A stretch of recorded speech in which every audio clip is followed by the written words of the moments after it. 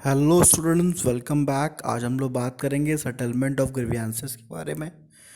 Authorities, power and function of income tax. तो ये जो तुम लोग ने वीडियो बनाया है, ये बहुत ही डिटेल वीडियो है, तो वीडियो लास्ट तक देखिएगा, क्योंकि इसमें हम लोग ने वो सारी चीज़ें कवर की हैं जो आपके एग्ज़ाम में ज़रूरी है। ठीक है, तो बहुत ही अच्छा वीडियो बनाया गया है इसको। तो लास्ट तक वीडियो देखिएगा और प्लीज़ चैनल को सब्सक्राइब करना मत भूलिएगा। अब स्टार्ट करते हैं हम लोग। The Income Tax Reimbursement Guideline 2006. The guidelines are introduced with the objective of enabling the resolution of complaint relating to public grievances against the income tax department and to facilitate the satisfaction or settlement of such claim। तो हुआ क्या कि ऐसा देखा गया कि बहुत सारे क्लेम्स पब्लिक के तरफ से इनकम टैक्स डिपार्टमेंट के ख़िलाफ़ आने लगे। ठीक है, और जैसा कि आप जानते ही हैं, हमारे कोर्ट्स में बहुत सारे नॉर्मल केसेस पेंडिंग रहते हैं।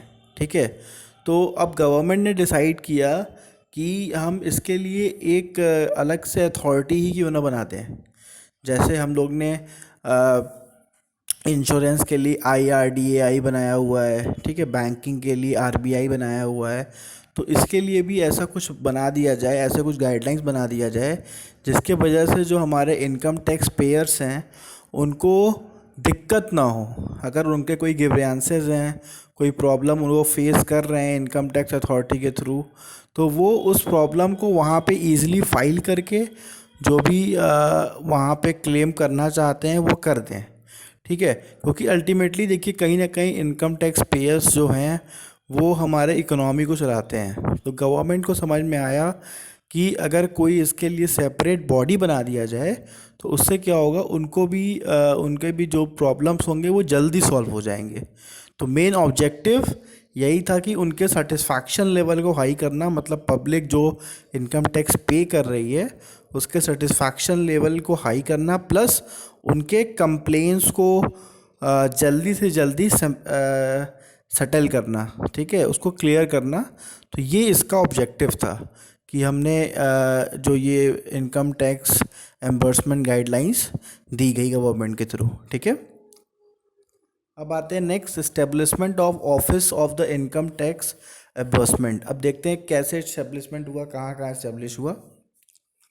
On the recommendation of the committee consisting of the Security Department of Revenue in the Ministry of Finance, the chairman, Central Board of Directors, and the member personnel, Central Board of Directors CBDT, the central government may appoint one or more member as a embursement। तो यहाँ पे बता रहे हैं कि CBDT या फिर central government, ये सब मिलके एक एम्बर्समेंट अधिकारी को, एक या एक से ज़्यादा एम्बर्समेंट अधिकारी को वो रिक्रूट कर सकते हैं। ठीक है, अपॉइंट कर सकते हैं, ताकि वो किसी भी प्रॉब्लम, जो टैक्स रिलेटेड प्रॉब्लम है उसको वो सॉल्व कर सके। The embursement selected shall be the person who had had a post of the government of India in the pay scale of 22,400 5 to 5 24,500 for at least 2 years, and shall preferably be the resident of the city where he is purpose to be appoint। मतलब कि ऐसे ही अधिकारी को बनाया जाता है जो कि पहले से ही सेंट्रल गवर्नमेंट के में जॉब में रहे और उसका पे स्केल कम से कम इतना रहे। ठीक है, तो वो ऐसे ही लोग को डायरेक्टली अपॉइंट किया जाता है जिसका 2 साल का एक्सपीरियंस सेंट्रल गवर्नमेंट में काम करते हुए उसका हो जाए। He shall be serving officer of the Indian Revenue Service. मतलब वो ऐसे ही किसी डिपार्टमेंट का नहीं होना चाहिए, वो IRS, जिसको हम इंडियन रेवेन्यू सर्विसेज कहते हैं, उस डिपार्टमेंट का मेंबर होना चाहिए, मतलब उस डिपार्टमेंट में काम करते होना चाहिए 2 साल कम से कम। And it's suitable officer following their service is not available any other group A service of the central government. अगर मान लीजिए उस ग्रुप का कोई नहीं मिल रहा है, आईआरएस में कोई नहीं मिल रहा है जिसको अब वो अपॉइंट कर सकते हैं, तो सेंट्रल गवर्नमेंट का ग्रुप ए का कोई एम्प्लॉय होना चाहिए जो कि एम्बर्समेंट अधिकारी बनाया जा सके। Where the appointment of the embersement, he shall seek retirement from the government service before entering upon his the office as an appointment। Clear है? नेक्स्ट आते हैं, the एम्बर्समेंट shall be independent of the jurisdiction of the income tax department। तो जो भी एम्बर्समेंट अधिकारी जो बनता है वो एक इंडिपेंडेंट डिसीजन ले सके जुरिडिक्शन से रिगार्डिंग, तो उसको एक इंडिपेंडेंट डिपार्टमेंट दिया जाता है। मतलब इनकम टैक्स डिपार्टमेंट कहीं से भी उसको फोर्स करके या फिर मैनिपुलेट करके उसके डिसीजंस को चेंज नहीं कर सकता। ये एक इंडिपेंडेंट अधिकारी होते हैं जो कि एक तरीके से टैक्स पेयर की हेल्प करने के लिए बनाए जाते हैं। The embursement shall be appointed for a tenure of 2 year extendable by 1 year।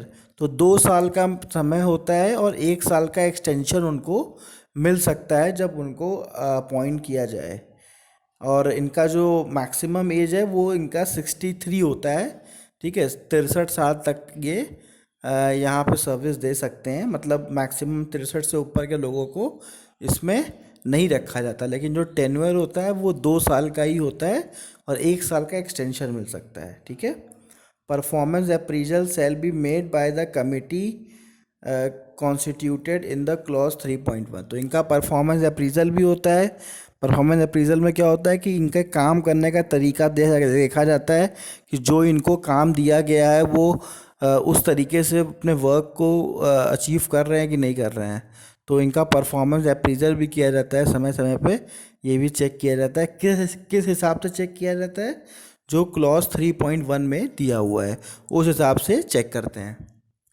Next आते हैं पावर एंड ड्यूटीज़। क्या पावर एंड ड्यूटीज़ इनके पास होती हैं? ठीक है, बहुत इंपॉर्टेंट टॉपिक है, बहुत ध्यान से समझिए। और मैं कह रहा हूँ आप एक नोट्स कॉपी बना लीजिए जिसमें आप नोट्स लिखते जाइए। इसके जो कॉमन पॉइंट्स हैं जो मैं हिंदी में समझा रहा हूँ उसको आप नोट लिख लीजिए। ठीक है, तो वो आपको एग्ज़ाम में लिखने में ईजी रहेगा। अब आते हैं पावर एंड ड्यूटीज़ में। The ombudsman shall be the power to receive complaint from the tax payer on any matter specified in the clause 9। तो क्लॉज 9 में सारे लिस्ट लिखे हुए हैं कौन कौन से मैटर्स के अगेंस्ट क्लेम लिया जा सकता है। ठीक है, तो यहाँ पे जो एम्बर्समेंट अधिकारी है वो इस मैटर्स पे क्लेम ले सकता है। अब आते हैं next point number B, considered such complaint and facilitate their satisfaction और the settlement by the agreement through consolidation and mediation between the income tax department and the aggrieved party or by passing any award in accordance with the guidance। अब ये अधिकारी जो होते हैं इनके पास independent decision लेने की पावर होती है और ये क्लेम को सेटलमेंट करने की कोशिश करते हैं किसके बीच में? इनकम टैक्स अथॉरिटी प्लस जो एग्रीव पार्टी आया हुआ है, जो पार्टी क्लेम कर रहा है। तो ये कोशिश करते हैं किसी तरीके से जो भी प्रॉब्लम हुई है उसको सॉल्व कर दें।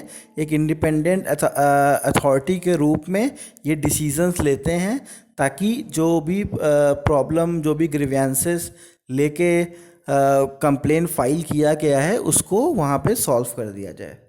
नेक्स्ट है, require the income tax authority complained against or any other related income tax authority to provide any information or furnish certified copy of any document relating to the subject matter of the complaint which is or is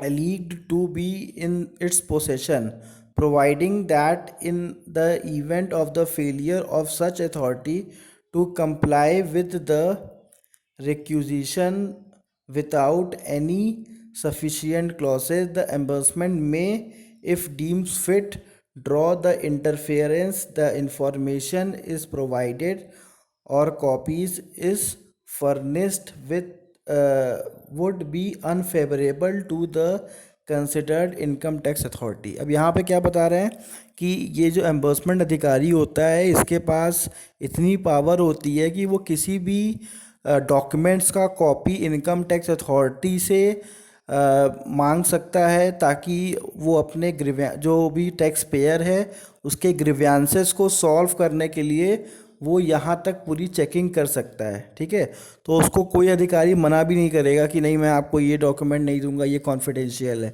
ऐसा कुछ नहीं है। तो income tax authority जो एम्बर्समेंट के लिए रखा गया है वो फ्री होता है अपने डिसीज़न लेने के लिए, और वो डिपार्टमेंट के किसी भी डॉक्यूमेंट्स को चेक कर सकता है। क्लियर है। नेक्स्ट आते हैं suggest remedial measures for the redressal of grievances. अब ये मेजर्स को भी सजेस्ट कर सकता है, मतलब इनकम टैक्स डिपार्टमेंट को अलग अलग मेजर्स बता सकता है किस तरीके से इनका जो भी प्रॉब्लम आया हुआ है, जो भी केस फाइल हुआ है, उसको किस तरीके से उसको सेटलमेंट किया जाए। तो ये भी जो सजेशन ये दे सकता है। नेक्स्ट आते हैं report his finding for the security department of revenue GOI and the settlement CBDT for the appointment action against the earning officer. अब इसमें क्या बता रहा है कि अगर उसको लगता है कि कोई ऑफिसर गिल्टी फाइंड होता है तो उस कंडीशन में उसके खिलाफ कंप्लेन को वो कर सकता है। ठीक है, तो उसके पास सारी पावर्स हैं उसके खिलाफ एक्शन लेने की, तो इसको कोई रोक नहीं सकता। मतलब इनको एक इंडिपेंडेंट पावर दी गई है, जुडिशरी पावर दी गई है कि वो किसी भी डिपार्टमेंट में जो इनकम टैक्स से रिलेटेड है उसमें वो अपना कुछ भी सुनवाई कर सकते हैं, कुछ भी बता सकते हैं कि हाँ इनको इस तरीके से इन्होंने गलत किया है, तो इनको ये प्रॉब्लम मतलब ऐसे इस तरीके से इनको सॉल्व कराया जाए। ठीक है, नेक्स्ट आते हैं the ombudsman shall have the following duties. अब क्या क्या ड्यूटीज़ है इनका? To exercise general power of the superintendent and control over his office and be responsible for the conduct of the business in his office. तो जो भी इनका office जो इनको अलॉट होता है उसके ऑफिस में कैसे काम काज चल रहा है सारा डिसीज़न ये लेते हैं। ठीक है, और अपने ऑफिस के लिए पूरी तरीके से ये रिस्पॉन्सिबल होते हैं। इनका एक सेपरेट ऑफिस बना के इनको दिया जाता है। To maintain confidentiality of any information of document coming into his knowledge or the possession in the course of the discharge his duties, and no disclosure such information document to any person except with the consent of the personal furnishing such information or document, provided that nothing in the clause shall be prevent the abusement during disclosing the information document furnished by the party in complaint to other party or parties to extend the considered by him to be reasonably required to comply with the principle of natural justice and fair play in the proceeding। अब देखिए यहाँ पे principle of national justice को लेके यहाँ पे इनको एक और अधिकार दिया गया है कि जैसे मान लीजिए कोई कंप्लेन कर रहा है तो कंप्लेन जब भी करेगा वो इनकम टैक्स डिपार्टमेंट के खिलाफ ही करेगा। तो इनके पास इनको कहा जाता है कि आप कोई भी कंप्लेन को सार्वजनिक मत करिए, मतलब आप इनकम टैक्स डिपार्टमेंट के लोगों को मत बताइए, आप अपने हिसाब से इंक्वायरी करिए। ठीक है, और उनके जो भी रिपोर्ट्स हैं उसको कॉन्फिडेंशियल रखिए। ठीक है, ताकि वो चीज़ें हाईलाइट ना हो। ठीक है, क्यों? क्योंकि ये अगर ऐसा कुछ करेंगे तो फिर लोगों का भरोसा उठ जाएगा ना, फिर लोग क्यों कंप्लेन करने जाएंगे जब भाई इनकम टैक्स डिपार्टमेंट वो भी हो गया, तो अंतर क्या हो जाएगा। तो इसीलिए इनको जुडिशरी पावर दी गई है कि जो भी डिसीज़न ये ले रहे हैं वो कॉन्फिडेंशियल रहे, जो भी इंक्वायरी ये बैठा रहे हैं वो भी कॉन्फिडेंशियल रहे, वो इनकम टैक्स डिपार्टमेंट को पता ना चले। ठीक है, बाद में जब ये डिसीज़न ले लें, ठीक है, सुनवाई फाइनली हो जाए तब वो बता दें, वो अलग बात है। लेकिन शुरू में जब इन्वेस्टिगेशन के पहला प्रोसेस चल रहा है, दूसरा प्रोसेस चल रहा है, तब उस समय वो उस चीज़ को सार्वजनिक न करें, सब जगह इस बात को फैलाएं ना। ठीक है, तो ये चीज़ें और जो भी डिसीज़न लें वो नेचुरल जस्टिस के हिसाब से लें क्योंकि जो सामने वाला जो टैक्स पेयर आके कंप्लेन कर रहा है वो कहीं ना कहीं परेशान है, तभी वो कंप्लेन कर रहा है। ठीक है, तो ज़्यादा अपने इनकम टैक्स के डिपार्टमेंट के हक में ना जाके जो सही चीज़ है उस पर ध्यान दे। क्लियर है? नेक्स्ट आते हैं, to protect individual tax payers right and reduce the tax payer burden.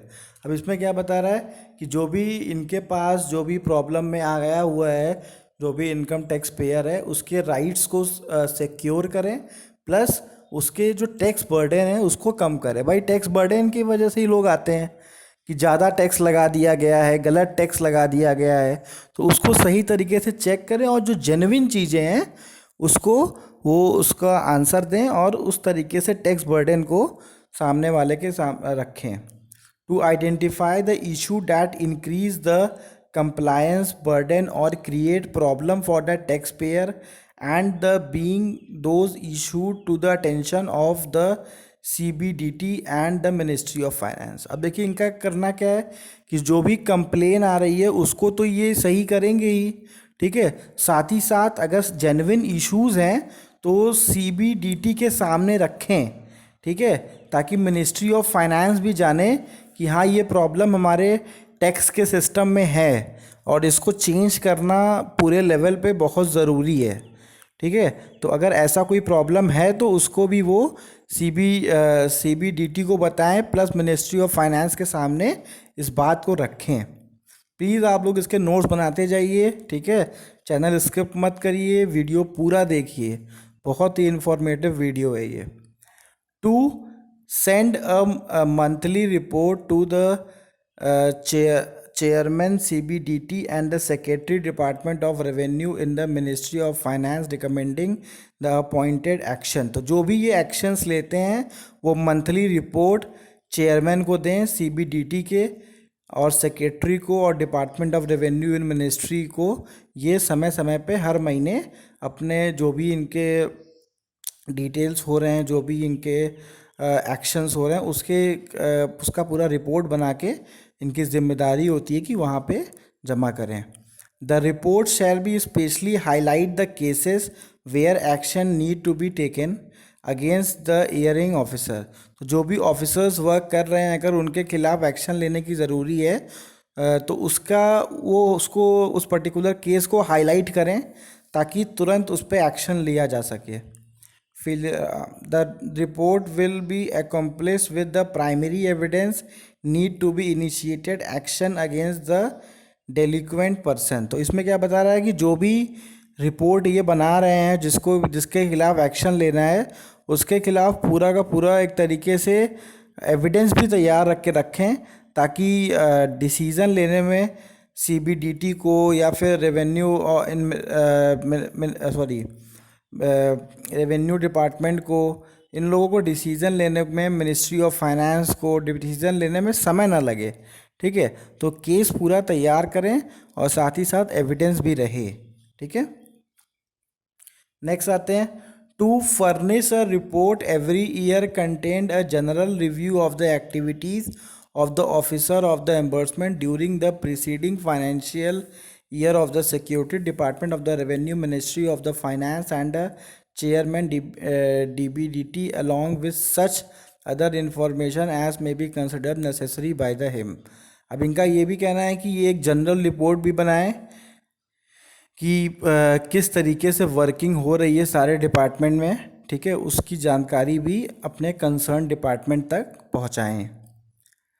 In the handling in the annual report the embursement on the basis of the grievances handling by him will be reviewed the quality of working of the income tax department and make recommendable to improve the tax administration। तो इससे फ़ायदा क्या होता है, जो ये अपना general report बना के देते हैं उससे इनकम टैक्स डिपार्टमेंट के वर्किंग की क्वालिटी और इम्प्रूव की जाती है और वर्क में चेंज किए जाते हैं ताकि जो हमारे टैक्स पेयर हों उनको कम से कम प्रॉब्लम हो और वो आराम से टैक्स पे कर सकें। तो इनके रिपोर्ट की बड़ी इंपॉर्टेंस है। ठीक है, इन्हीं के रिपोर्ट के आधार पर रिव्यूज़ और चेंजेस किए जाते हैं इनकम टैक्स डिपार्टमेंट में ताकि टैक्स एडमिनिस्ट्रेशन सिस्टम और ज़्यादा स्ट्रॉन्ग हो सके। To compile a list of award passed by it between April and March and each financial year in respect of every income tax authority complained against by the name and the report to it controlling chief commissioner of the officer concerned and the chairman central board of direct tax before the end of the April so that the information can be reflected in the annual confidential report of the officer concern. अब इसमें ये क्या बताया जा रहा है कि ये जल्दी से जल्द अपना जो भी डिसीज़न हो वो मार्च तक वो जो भी रिपोर्ट हो उसको वो फाइल कर दें। तो उससे फ़ायदा क्या होगा, जो भी कंप्लेंट्स आए हैं तो उस पर तुरंत एक्शन कर ले लिया जाएगा और जो नया फाइनेंशियल ईयर होगा उसमें वो चेंज करके तब उसको लागू किया जाएगा। मतलब इनको मार्च तक सारे डिसीजंस ले लेने हैं पिछले साल के और सारे रिपोर्ट फाइल कर देने हैं ताकि जो नया फाइनेंशियल ईयर आए तो उसमें जो भी चेंजेस करने की ज़रूरत है वो चेंज किया जाए। तो बहुत ही सेंसिटिव डिपार्टमेंट है, ठीक है। यहाँ जो भी केस फाइल किए जाते हैं बहुत अच्छे से रिव्यू किया जाता है और बाद में गवर्नमेंट बहुत ज़्यादा ध्यान देती है कि इनके डिसीजंस को और इनके रिव्यूज़ को, ताकि वो उसको इम्प्लीमेंट करे और दूसरे केसेस दूसरे ग्रीवेंसेस ना आए, ठीक है। अब आते हैं next, ground on which complaint shall be filed. अब कौन कौन से ग्राउंड होते हैं जिस पे एक टैक्स पेयर कंप्लेंट फाइल कर सकता है। A complaint on any one or more of the following ground alleging deficiency in the working of the income tax may be filed with the ombudsman. Delay in the issue of refund beyond the time limit prescribed by the law under the relevant instruction issued by time to time by the central board of direct tax है। तो इसमें क्या है, जो refunds होते हैं जैसे TDS जो कट जाता है, टीडीएस जो शुरू में जैसे आपका कहीं पेमेंट मिलना है, आप बिजनेसमैन हैं, आपको कहीं पेमेंट मिलना है, आपके टीडीएस कट गए तो टीडीएस कट के पेमेंट मिले और आपने इनकम टैक्स फाइल किया कि आपका टीडीएस रिफंड होना चाहिए, उतना आपका इनकम नहीं था। तो अब जो टीडीएस का पेमेंट बहुत लेट हो रहा है, ठीक है, तो उसके खिलाफ भी कंप्लेन आप कर सकते हैं इस अधिकारी के पास। Next, sending of the envelope without refund voucher in the case of the refund. अब रिफ़ंड आपको करने के लिए आपका चेक भेज दिया गया लेकिन उसमें रिफ़ंड वाउचर नहीं भेजा गया, तो उसके खिलाफ भी आप कंप्लेन कर सकते हैं। On the attendance of the principal of the first come and first serve in sending refund. तो अब जो फर्स्ट कम फर्स्ट सर्व का जो प्रिंसिपल है कि जो पहले अप्लाई करेगा उसको पहले दिया जाएगा रिफ़ंड और फिर आपका जो रिफ़ंड है वो तब भी नहीं दिया जा रहा है, तो उसके खिलाफ भी आप कंप्लेन कर सकते हैं। नेक्स्ट है, on the acknowledgement of the letter of the document send to the department. अब कोई नॉन एक्नॉलेजमेंट लेटर है वो नहीं भेजा गया डिपार्टमेंट के थ्रू आपके पास, तो उसके खिलाफ भी आप कंप्लेन कर सकते हैं। Non updating of the demand and other register leading to the harassment of the SSC. अब कोई भी रजिस्टर जो बनाया गया है जिसमें आपकी प्रॉब्लम्स को लिखा जाता है तो उसको भी अपडेट नहीं किया जा रहा, आपकी प्रॉब्लम नहीं लिखी जा रही है, तो उसके खिलाफ भी आप इनके पास कंप्लेन कर सकते हैं। Next, lack of transparency in the identifying cases for the scrutiny and non communication of the revision of selecting the case of the scrutiny. अब जो स्कूटनी के लिए जो चेकिंग के लिए आपके पास इनकम टैक्स अथॉरिटी आता है वो आपके संग ट्रांसपेरेंसी नहीं दिखा रहा है, ठीक है, तो उसके खिलाफ भी आप कंप्लेन कर सकते हैं। क्योंकि देखिए जब चेकिंग के लिए ऑफिसर्स आते हैं उनको भी ट्रांसपेरेंसी दिखाना पड़ता है, तो अगर ट्रांसपेरेंसी नहीं दिखा रहे हैं तो उसके खिलाफ भी आप कंप्लेन कर सकते हैं। Delay in disposing the case of the interest waiver. कोई आपका इंटरेस्ट बचा हुआ है जो कि इनकम टैक्स डिपार्टमेंट को देना है, वापस करना है और उसके केस को डिले किया जा रहा है, तो उसको भी आप इसके खिलाफ कंप्लेन कर सकते हैं। डिले इन डिस्पोजेबल और ratification application, delay in giving effect of the appellate order. तो मतलब कोई भी आपका रेटिफिकेशन का एप्लीकेशन आपने दिया है उसको सही नहीं किया गया तो आप कंप्लेन कर सकते हैं। Delay in giving effect of the appellate order, जो भी आपने अपील किया था, जो उसके ऑर्डर्स आए थे उसको अभी तक एग्जीक्यूट नहीं किया गया, तो उसके लिए भी आप कंप्लेन कर सकते हैं। Delay in realise of the seized book of the account and the assets after proceeding under the Income Tax Act in the respect of the year of which the book of the account or the document are the relevant been completed। तो जो भी book को seize किया गया था और उसके जो भी केसेस थे वो कंप्लीट हो गए हैं, लेकिन फिर भी आपके डॉक्यूमेंट्स आपको वापस नहीं किए गए, आपके बुक्स आपको वापस नहीं किए गए, तो उसके खिलाफ भी आप जाके अधिकारी के पास क्लेम कर सकते हैं। Delay in the allotment of the permanent account number, आपने पैन नंबर के लिए अलाउ किया, अप्लाई किया था, लेकिन अभी तक आपका पैन नंबर आपको अप्लाई नहीं कर मतलब अलॉट नहीं किया गया, तो उसके लिए भी आप कंप्लेन कर सकते हैं। नॉन क्रेडिट और tax paid including tax deduction at source, तो टीडीएस जो कट होता है वो अभी तक आपके अकाउंट में क्रेडिट नहीं हुआ है, ठीक है, वो ट्रांसफ़र नहीं हुआ है, तो वो भी उसके लिए भी आप केस फाइल कर सकते हैं। More attendant to the prescribe working hour by the income tax officer, मतलब जो हमारे इनकम टैक्स ऑफिसर हैं उनकी जो वर्किंग आवर के खिलाफ भी आप कर सकते हैं कि लेट में आते हैं, सही से काम नहीं करते। Unwarranted rude behaviour of the income tax officer with the SSC, अगर उनका बिहेवियर सही नहीं है, वो गलत तरीके से आपसे बात कर रहे हैं, तो उनके बिहेवियर के रिगार्डिंग भी आप कंप्लेन कर सकते हैं। Any other matter relating to the violation of the administrative instruction and the circular issued by the central board of the direct taxes in relation to the income tax administration, मतलब कोई भी administration से related कोई भी चीज़ issue किया गया है लेकिन इनकम टैक्स अथॉरिटी के जो ऑफिसर्स हैं उसको नहीं मान रहे हैं, तो उसके खिलाफ भी आप कंप्लेन कर सकते हैं। तो ऐसे बहुत सारे पॉइंट्स आपको मिल गए कि जिसके खिलाफ आप इनकम टैक्स ऑफिसर्स को कंप्लेन कर सकते हो। इसमें 5 से 10 पॉइंट आप याद करके अपने एग्ज़ाम में लिख सकते हैं। थैंक यू फ्रेंड्स, अगर आपको कोई प्रॉब्लम हुई तो आप कमेंट बॉक्स में लिख सकते हैं, प्लस हमारे चैनल को सब्सक्राइब करना मत भूलिएगा। Thank you.